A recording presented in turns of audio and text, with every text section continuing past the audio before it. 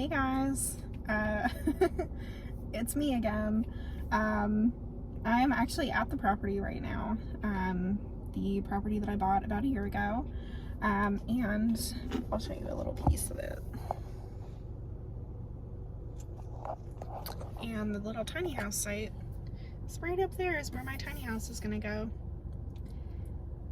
Right in that little patch in front of the forest. It'll be so nice. So, yeah, I just wanted to come on here. I'm actually waiting for some contractors to move their truck so that way I can get my car in over where the tiny house is. So I can get all this stuff out of the car. But one of my friends was just here actually, and they are like a landscape architect, so they are gonna help me with like planting a bunch of the area that was cleared for like septic construction and all of that, and like removing invasives, and yeah, really just like getting all of the plant stuff situated and good and planted with like good native plants and everything. So that is really exciting. But I really just wanted to come and talk about what the hardest part of this whole process has been.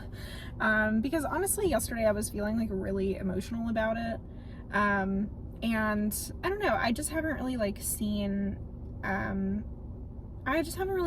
like talk about this, I guess. At least like not anyone that I really watch. But yeah, it's just like how kind of lonely and sad this process can be in a lot of ways.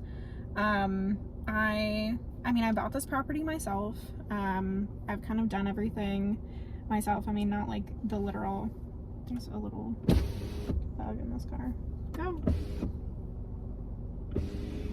be free.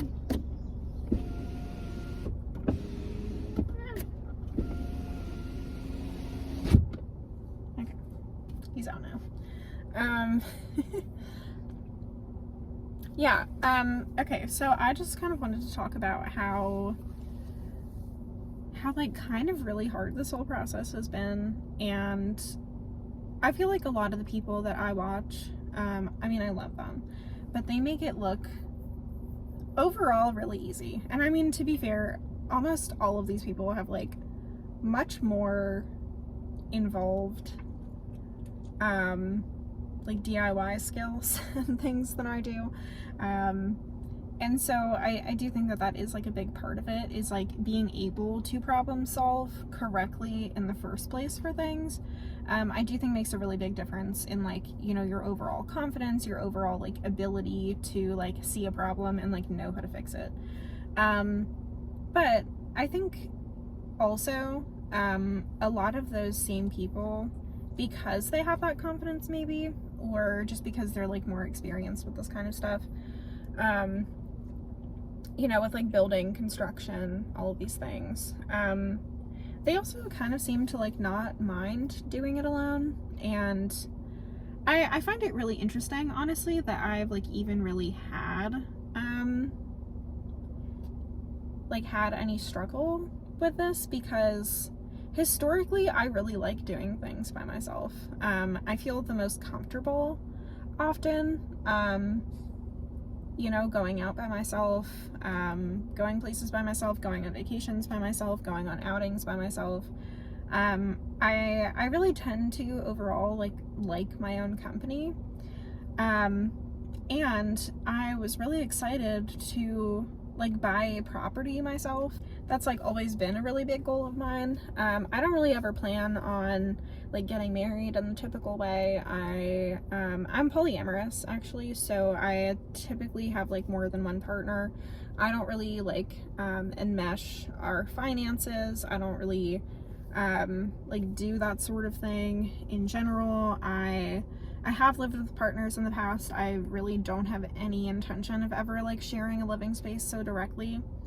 Again, I'm not saying that it could never happen, but I am not really interested in doing that. So I feel like a lot of my like relationships are very unconventional. I feel like a lot of the things, like a lot of the ways that I've like approached life tend to be like fairly unconventional, and I think that because of that, I didn't expect this process to be lonely. I expected it to be something that would be like really kind of fun to do myself, and in some ways that has been true.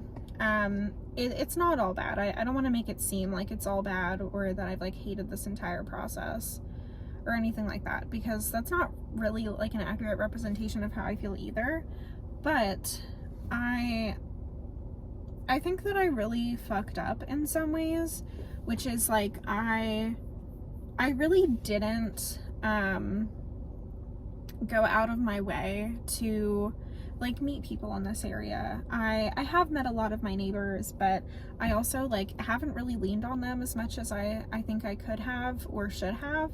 A lot of them have like, you know, volunteered help and have helped me with things. But I think I felt like in a lot of ways, like if I asked for too much help, I would like be a burden, or I would like, you know, look really silly that I like didn't already know what I was doing, even though like I've never done this before, so why would I know what I'm doing, you know, at every single second of this process. And so I think that even just like by itself has led to me feeling a lot more alone in this process than I really needed to be. But also, you know, there is this scene in Gilmore Girls, it's in like season 4 somewhere, I think, where Lorelai is like trying to open this inn, and she's really busy all the time. Her like business partner has just had a baby, and so the business partner is like super busy as well. And basically there's this sink that's supposed to be delivered to the inn, and the business partner is supposed to be there to like sign off on it and everything. The business partner isn't. She was like up all night with the baby and whatever. Basically Lorelai gets like an emergency call, tries to like go to the inn to like, you know, save the sink and everything. But because there was no one there to accept the sink, it like ends up being mailed back to Canada or wherever it was shipped out from. And so Lorelai is like really frustrated. And at some point, like later in the scene, she like is like having a moment basically with one of her other friends who like lives in the town, and she's like, you know, I like my life, like I love it. I love being alone. I love having like total agency over my life, but there are not that many times that I wish that I was married. And she was like, but this is one of them. Like, I just wish that there was someone else to like show up, you know, to be there, to figure out things with you and everything. And I feel like I've been feeling a lot of the same things, which is that, you know, I don't really realistically have that much of an interest in being married, and I also don't think that marriage guarantees those things. Let's just say that outright. I don't think that like, you know, guarantees you by default like a reliable partner. And also I think that there are alternative ways to have that partnership without being in a marriage, or even in a relationship, right? Like I do believe that those partnerships can be platonic, or like, you know, just another form of relationship that's not like a marriage, like family or something like that. But I feel like I felt a lot of the same things just throughout this whole process, because it just feels like there are so many things to constantly figure out and to constantly learn. And in a lot of ways I really like that, because I think that this has like stretched me as a person. You know, I have learned a lot more things already than I knew, you know, a year ago. I'm like continuing to learn a ton of stuff that I never really, you know, needed to know in life before. And I think that all is good. I do think that all is good, but it also like weighs on you a lot, you know, when all of the money is yours and all of the time is yours and all of the stress is yours, and you're trying to like do all of this and figure all of this out and manage all of these contractors and manage all of these costs and, you know, pay all of these fees and everything all on your own. And like really there isn't anyone else there to like pick up the slack or, you know, pick up some of the costs or, you know, contribute to like paying for all of this stuff. And I do think that that is really hard, and it has been really hard for me, and it hasn't made me regret this process. I do kind of regret how I went about it, because like I said, I think that I could have really put like the aspect of community first. I think I could have leaned on my neighbors a lot more. I think I could have met them sooner. I think I could have talked to a lot more people in town. I could have like spent a lot more time up here, like closer to the house in the neighborhood, you know, and really like putting myself out there and meeting people who could like be like a support system for all of this. And I really didn't. And I do totally take responsibility for that, because I think in a lot of ways, like, I sort of abandoned myself in this situation, when I could have done things to minimize it. But I think throughout the past year, like, I have felt like, you know, I just need to like push forward and figure it out, and, you know, just like keep going, and eventually, you know, like I'll figure it out, basically. And one, I don't think I needed to put that much stress on myself. I don't think I needed to do that in the first place. But also too, I think it just made this whole process a lot more unpleasant than it needed to be. I mean, just honestly. And there are also other aspects as to like why this tiny house buying land like journey has been emotional for me as well. And a lot of that has to do with just like the state of the US at the moment. I, like, as a queer person, I am really worried about a lot of what's going on. A lot of my friends are trans. I mean 99.9% of my friends are queer as well, and my family is Cuban, so there is like that aspect as well of like everything that's going on with ICE and like immigration and all of that. And so I am like on one hand so excited about this, to be like creating a home that is like just mine and exactly how I want it, and like so beautiful and cozy and just like a very happy, like comfortable place. And then also like seeing, you know, a bunch of my friends are like trying to get passports for other countries, you know, and almost everyone is making or already has like some kind of contingency plan for if they feel like things here get too bad and they need to like escape the country. And then on top of that, you know, the global warming is getting worse, like climate change is here. The weather here is not the same as it used to be. The hurricane that hit us last year hit really, really hard, and I'm scared that it's going to happen again. Everyone here is scared that it's going to happen again. I think everyone is really feeling a lot of anxiety around, like, you know, what does happen to all of us as like the climate gets worse and weather gets more extreme, and all of those aspects, and like how long can I even live here? How long is it until realistically, like, I'm gonna have to look at other options, until I'm going to have to like leave this area, maybe entirely, you know, like maybe forever. And so besides just this whole project being really stressful and lonely, I feel like just so many things about the world feel lonely right now.